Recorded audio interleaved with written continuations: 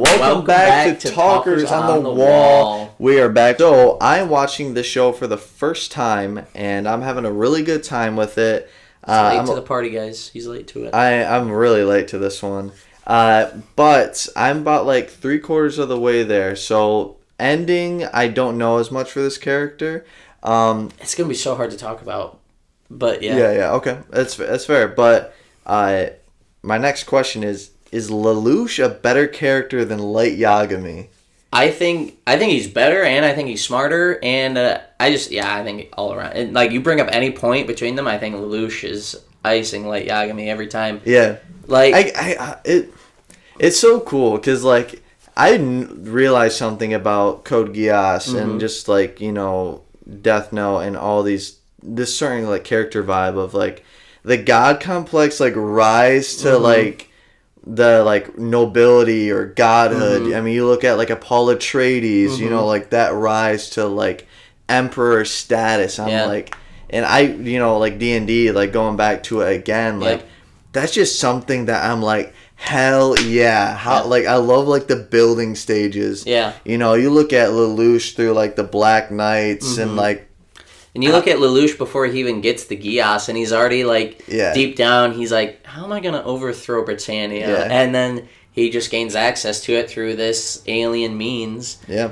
And literally, one of the very first things he does is he tells a bunch of soldiers to kill themselves. Yeah. And he throws up, but then he's like, hell yeah. Yeah. And you really get, like, the inner mechanisms of how this crazy dude is thinking. True. But like, it's so good to watch him, like.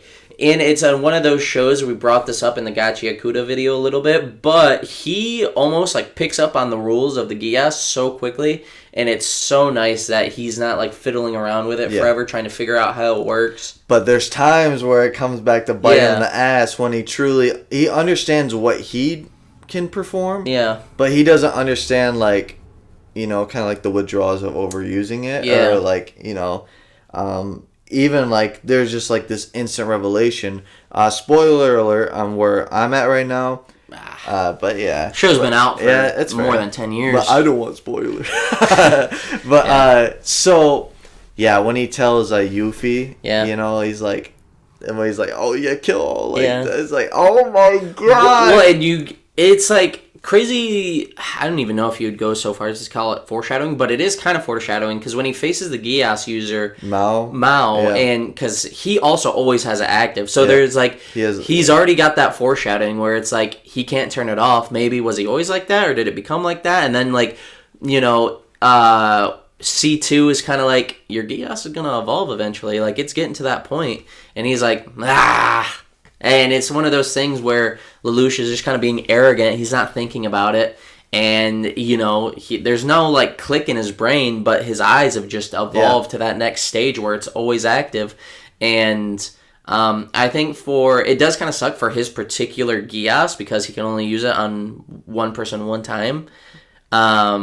So that does kind of, like, you know, fucks him over in that bit. So where now he actually has to, like, wear both contact lenses.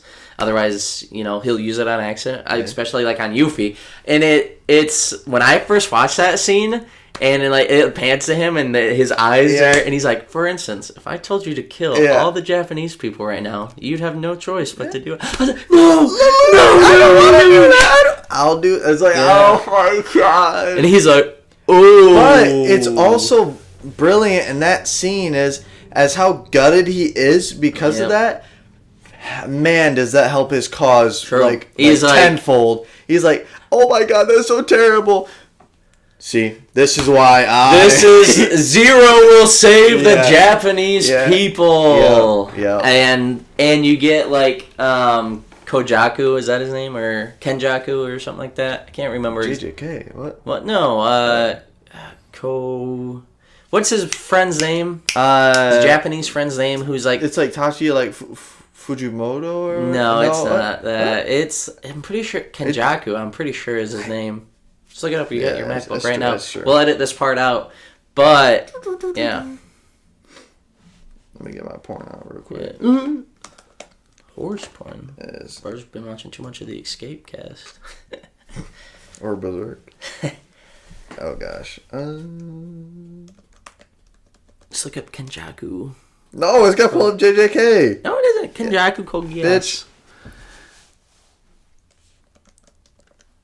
And then put and then put Code Geass afterwards.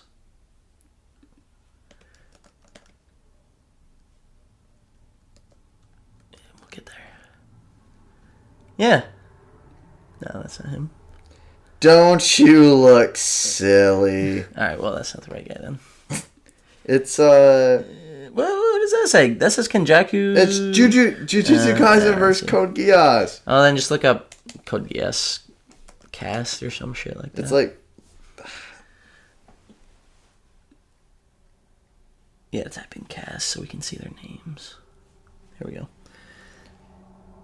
Suzaku Kurobe. Kenjaku, Suzaku. These fucking Japanese names, man.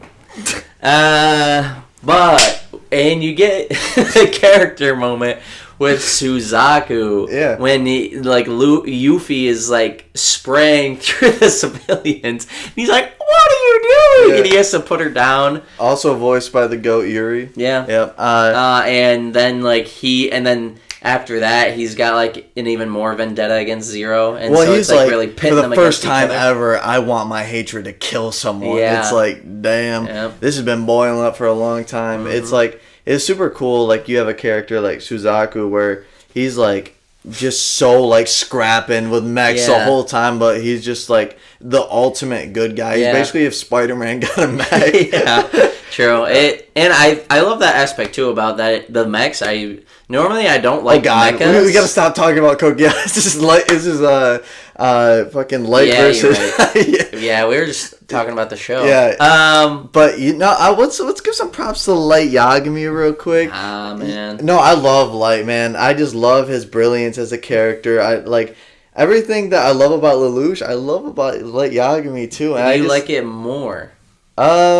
It's close. I would. Recency bias tells me Lelouch right now. Yeah. I think Lelouch is just like. I think he's more charismatic. I think Lelouch is more charismatic. I think he's smarter. I think that. And I mean, it's just two different shows, but I like the Geass more than the Death Note. I think I like the Death Note more. I won't lie. I just think it's so cool, like, the ways he's using it when Light is just, like, literally, like, having a conversation with L. Yeah. And, just using, like watches to, like, write it down. Or, you have the scene where, like, he, convinces that officer's, wife to, like, off herself. It's like, damn. That's because I'm Kida. Yeah, that's, like, insane level of scene, like, and just... dialogue, like the way I think it's scene for scene. I think he's better than Lelouch. You just haven't finished the show. I can't bring up counter arguments because you haven't finished the best parts of the show. Oh, fair. I mean, it's tough. I think that Lelouch is just. I think that the way he uses the Geass is just like better than the way Light Yagami uses the Death Note. I mean, he uses it really smartly, but I think for one thing, the Death Note just gets a little boring. I mean, it just kills people. Yeah. But the way that, he's able to use Geass and, like, he, like, starts, like, fine-tuning it and things like that. Like, he gets the one guy just on his side, and he does a bunch of other stuff that he learns to do with it. I would say, too, I also think that, like, just how he's able to become Zero even without the Geass is, like... Because really the Geass he only uses as a last resort these days. Yeah. And other than that, he's just really charismatic, gets all these people to follow him, and he's just like the ultimate like bullshitter, bluffer, and it's crazy to watch him go. Yeah, no, it's super cool seeing like, I feel like as crazy as it is, like Lelouch, Light is like a lot more like chess piece move. Mm-hmm. Like Lelouch is very like reactive of just like, oh, that just happened to me. Okay, yes, that person. That's interesting you say that, because, I mean, Lelouch literally is a chess player, though. Okay, bro, come on. Like, yeah, I get that, but, like, I'm saying, like, there's a lot of stuff he doesn't set things up, but No, I'm saying, like, I'm not saying he doesn't set things up. I'm just saying, like... You're saying he's, like, reactive. A lot of the stuff he is. Well, like when just stuff just happens like out of nowhere. Well, yeah, when he's got like no control. But like when he's going into like a situation as Zero, normally he's got like 10 steps planned out. And he's like, oh, they're doing this. All right, launch the counter. Da, da, da, da, da. I mean, if things like surprise him, I think he's able to adapt to it. For sure. I just feel like that happens a lot more in Code Geass than it does in Death Note. It's just, you just haven't finished the show. Okay, yeah, but like I'm just saying, like based on the parts I've seen. Well, you finished one show and you haven't finished the other one. It's just an unfair comparison. I mean, both have 25 episodes. One is 2 seasons. No, Death Note's only one. No, I said one of them is 2 seasons. Yeah. And the first season for Lelouch, which you haven't even finished, is also like 26 episodes. Yeah, but... Yeah, I know. I would say it's very close right now, and I wouldn't be surprised if it is Lelouch by the end of this thing, because I am having a great time with this. Mm-hmm. Yeah, next question. Yep. Next question I have is, Insomniac's Spider-Man 2 is a disappointing game, and, just pretty much just was underwhelming. I'm just going to go on and say, yeah, it is disappointing. What disappointed you? The story isn't that great. Mm-hmm. I won't lie. I think that's what Spider-Man 1 does really well. I just think it's just more of like the bones of structure of just like Peter Parker and all that. Yep. It just felt like they were just trying to do too many things at once. Like common fall the Spider-Man is juggling too many storylines at once. Yeah, no, it's 100% true. And realistically, I really think when they writ out this story, this is just major like headcanon or just me being on bullshit. But I really think that they were like, main villain Kraven, we don't have the balls to make him the main villain of the story. Mm-hmm. Like, because you look at like 80% of this runtime, Kraven's the main villain. Yeah. And I just think they threw in Venom just to like sell. Well, wasn't Venom like attached to Kraven in the comics too? Wasn't that also happening simultaneously? Because, I mean, you have the epic scene where he's breaking out of the grave, but he's in the symbiote. And isn't that from the Kraven storyline? That's a Kraven storyline. Right. So yeah. I mean, I'm not sure the first, which I don't know. But yeah, that's the very first. But that storyline just way different because Venom's not a part of it. It's just Peter in the black suit. Yeah. I just think that... Which Venom, you can have... I'm not complaining that the symbiote's in the story. No, I'm just saying that the symbiote... I don't think it would work by itself. I just don't think you could make... I don't think you can make one game just all about, the black suit and the symbiote without the Kraven storyline. Like, I agree that the story is not as good as the first one. It would just be... it would be difficult just for... I think it would work... It works as a movie or like a comic. Yeah. But is like a game because you need so much like fighting content and just like content where it can't just be purely narrative. Doing something purely with like the suit and the Venom and the personality changing, I don't think it could be solitary. So I do think they needed Kraven to be in there to actually make it a game. Oh, okay. I see what you're saying. So, but I would just say that you can have Kraven be the final boss with the symbiote on. Like you can have like Peter have the symbiote on. I'm just saying like Venom as a character. Yeah. I just don't think it just doesn't like fit like what would happen with it. And I also think what holds it down too is just the whole Miles side arcs. Yeah. Like those are like very snoozers like to play. Like let's be real. People I didn't care about any of the Miles stuff when I was playing as Miles. I was like, I just want to get back to Peter. Yeah, like you have like this cool like. Don't get me wrong. Every time Peter has like the black symbiote on, like the whole like black suit, it's just amazing. Yeah. Like it's really cool, and the combat's really fun. You get like the feeling that you just chugged a white monster when you pop the ultimate. I think what they could have done is that they could add, because they wanted Miles to be playable. I think what they could have done is do purely the symbiote story for Peter, and then purely the Kraven story for Miles. I think if they did it like that, that could also be interesting. You could have the stories kind of like intersect sometimes, like especially the scene where like Miles has to go and fight Peter because he's like going berserk. Yeah. But I just felt like every time I was playing as Miles, I was just like, I'd rather just be doing the main story 100%. With Peter. So I think you just need to make two, like, both interesting stories and give them to each character. Like, I know everybody would probably be like, oh, Kraven's so iconic to Peter Parker. But just because, something has been iconic, that doesn't mean they couldn't make it iconic with Miles. Like, I don't know. I mean, it's not like random or like out of the blue for Spider-Man to take characters from Peter Parker or like Miles for like and swap them. Yeah. Like you look at a character from Gonk, like the comics. Yeah. That's literally Ned and like Peter Parker, like in the MCU. So, I think that's more like extreme than my comparison, but I also just feel like too that is a really cool point. Like literally, it's just like Miles is like, Peter, I need your help, and then it's just like the symbiote, like you're on your fucking own. If you were the real Spider-Man, you could stand up for yourself. I did it for 20 years. Yeah, like, and I think the stakes go way up where you don't have Peter like, I just like having your back. Yeah, what you could really do is just have like Spider-Man like Miles is kind of doing like the main Kraven stuff. Spider-Man is dealing with like the symbiote with Harry because that's a big thing going on too. They could be kind of doing their crime partnering thing together for like a mission. Peter goes to help with the Kraven situation. He gets hurt. They have to transfer the symbiote, and then the stories would kind of like diverge again.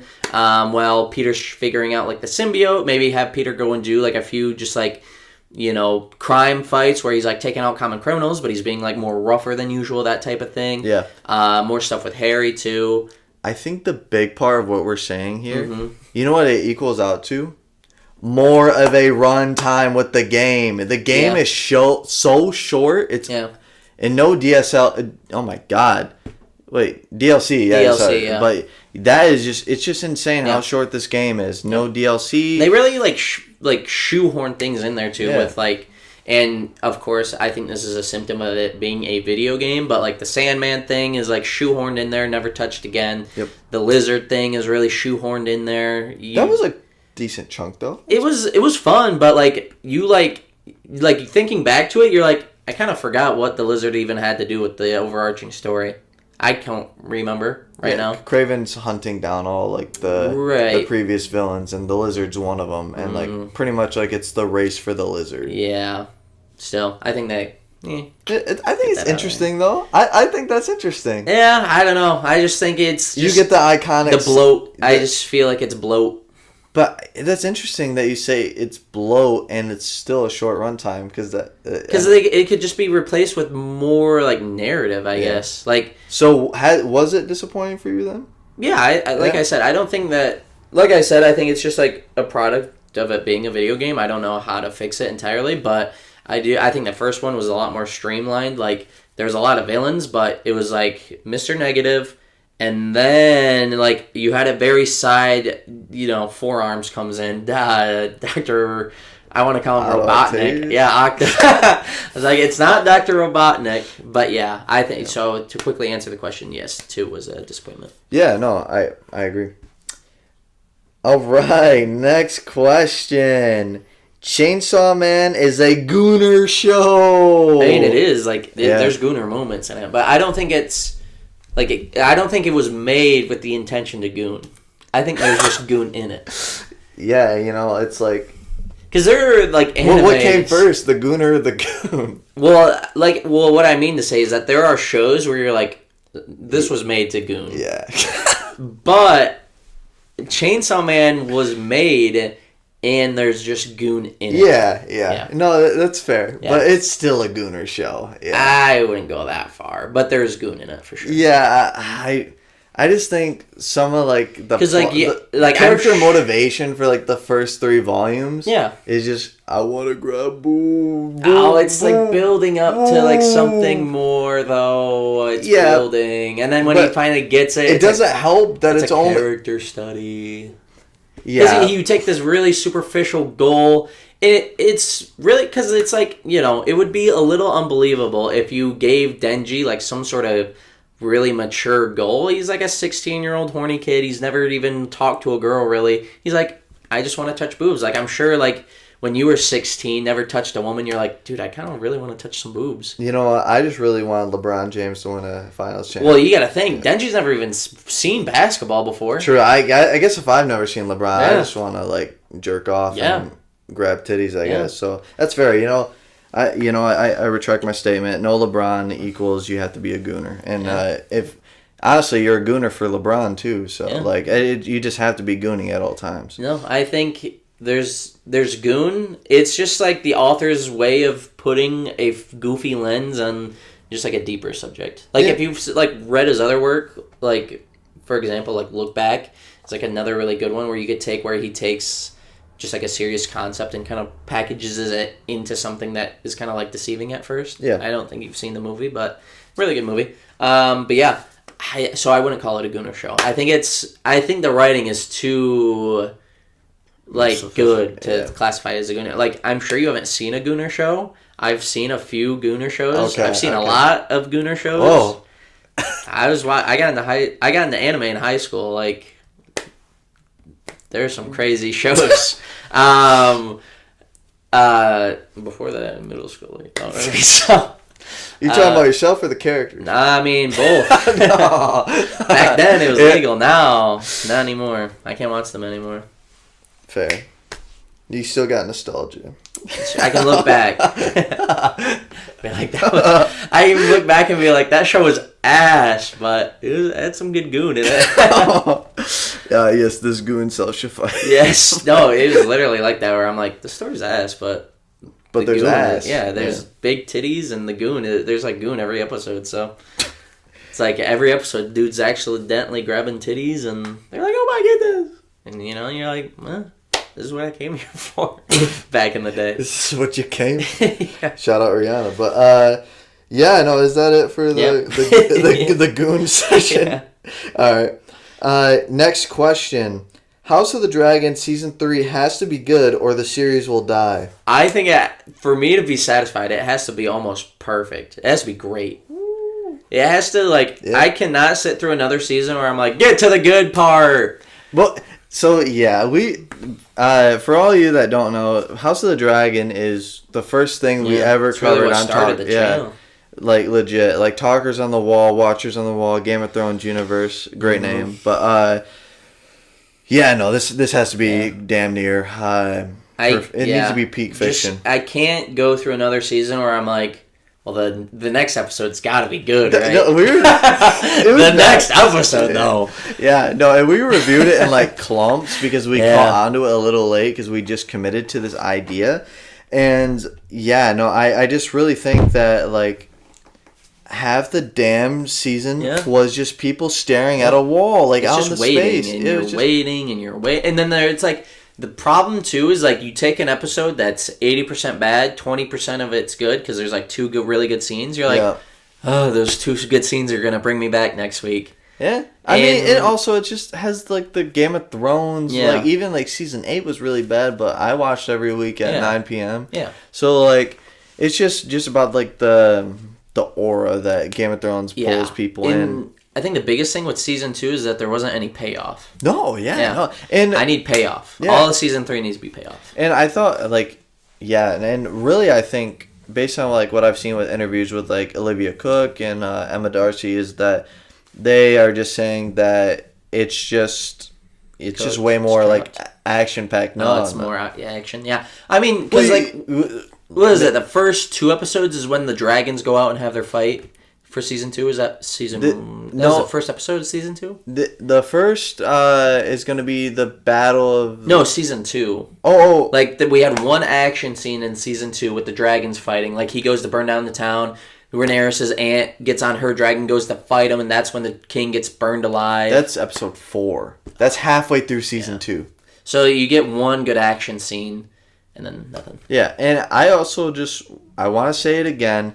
Just because people are like, it's more than just a story. The reason why I love Prime Game of Thrones so much is just the political conversations, the plotting and scheming, how well, morality, the characters are. No one's necessarily evil. No one's necessarily, good. A few great, small exceptions. I need a little bit more consistency, too, from... and it might just be, source material stuff, but I need some more consistency from the characters, because sometimes I felt like in Season 2, the characters were, flipping on a dime, specifically Daenerys' firstborn son, where he's like, we need more dragon riders. Let's just get these people to do it. And then when his mother does that, he's like, I can't believe you're doing this. You're ruining our reputation. Yeah, I'm like, bro, you told her to do it. It pissed me off so bad. Yeah. He's like, I said knights and blah, blah, blah, blah. I was like, it don't fucking matter. Bro, you think we got Targaryen just rolling around? And it's like, if the knights aren't accepted by the dragons, then what, big boy? It's just like, that, I was like... But I am excited. As someone who read Fire and Blood, I am extremely excited for what's coming. And I really want to see how they do it. Because if you know the Song of Ice and Fire, like that whole genre of books, Fire and Blood is just like a historical, just like based on report. So it's really pretty much... I mean, already in the show, we've seen how they're willing to change things. Which is not always good. No. But it also gives them more freedom. In private that no one ever knew about. It's crazy. Yeah.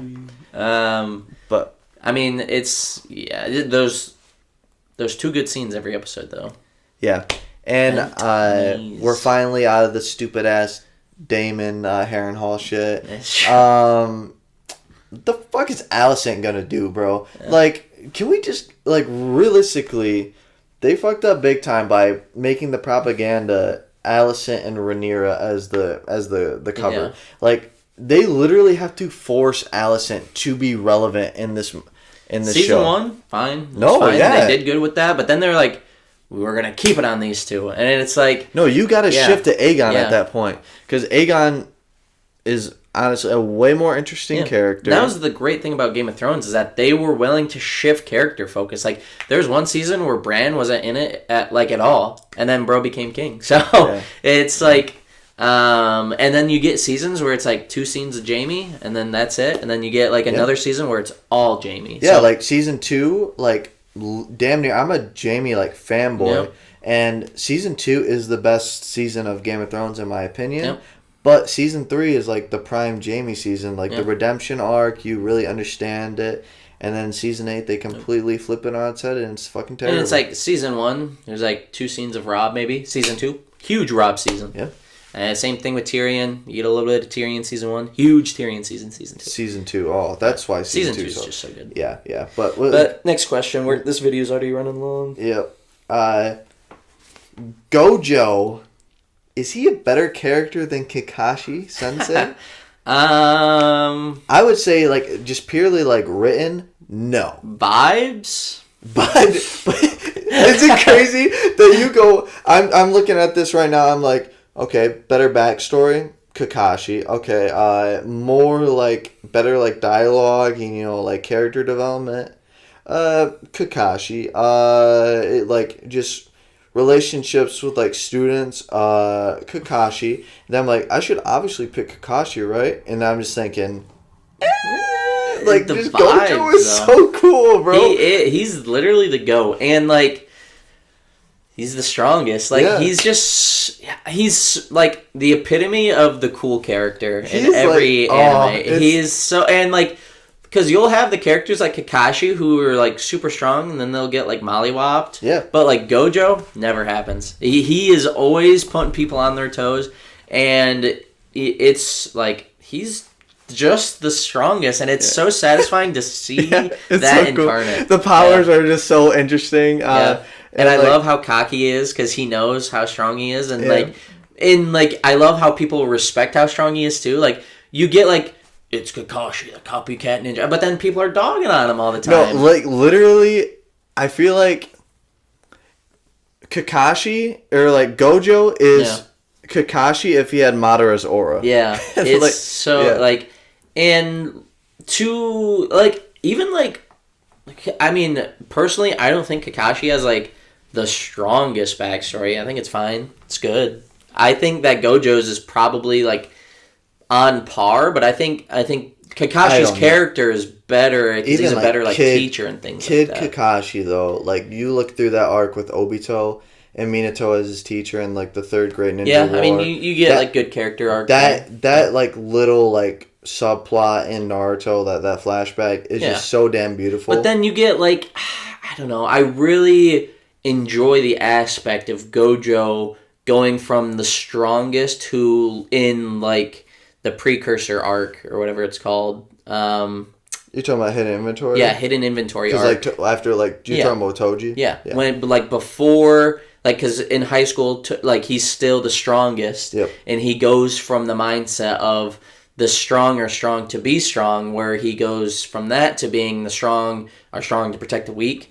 And it's kind of, it's not like the same character development, but it's very similar to Kakashi's, to where Kakashi's is follow the rules to, protect your friends type of thing. It's a very, and I love the scene where Kenjaku is leaving and Gojo goes to stop him or whatever.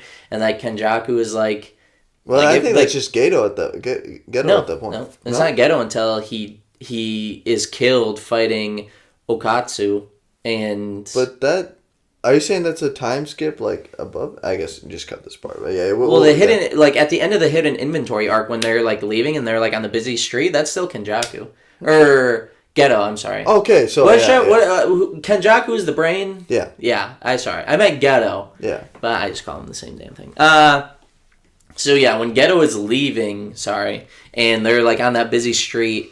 That, I love that scene where he's of course Gojo could stop him, but he's so torn and he's we both know you can kill me right now. Stop me if you want to. Yeah. I'm going. It's so good. Are we friends because we get no bitches? Or do we get no bitches because we're friends?